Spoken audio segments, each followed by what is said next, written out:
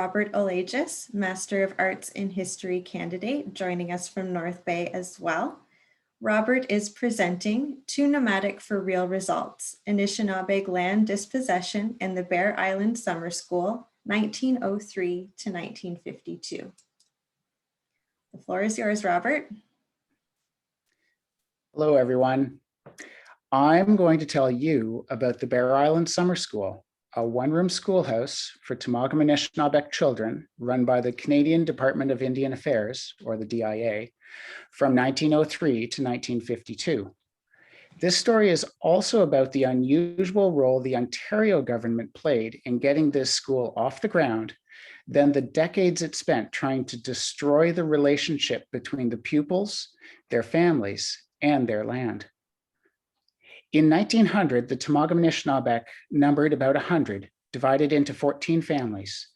Each family looked after its own hunting territory where they spent the winter.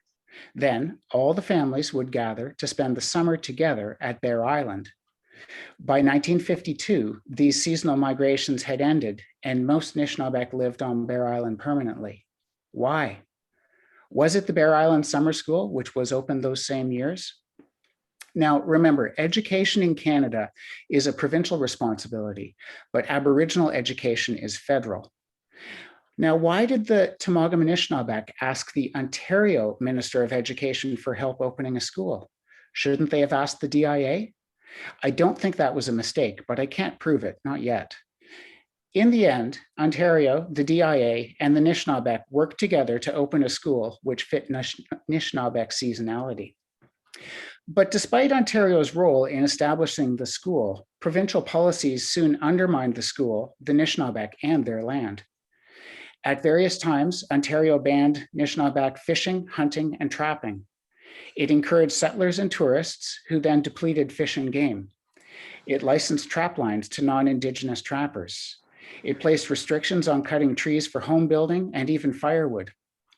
It allowed dams to flood villages and leased traditional campsites to cottagers. It refused to allow a reserve for the Anishinaabe and even charged them rent for living on Bear Island. Breaking Ontario's rules could lead to harassment, arrest, and imprisonment. These policies forced Anishinaabe families, one by one, to stop the winter migrations to their hunting territories and stay on Bear Island year-round. When DIA commitment to the summer school wavered in the depths of the Depression, Ontario launched a hostile takeover of Aboriginal education. It succeeded in 1952 and opened a year-round school with mandatory attendance. By this time, most families lived on Bear Island year-round anyway. So it wasn't the summer school which forced the Temagami Anishinaabe off their family hunting territories, nor was it even Ontario's compulsory schooling beginning in 1952. It was half a century of racist provincial policies designed to take Temagami's natural resources from the Temagami Anishinaabe.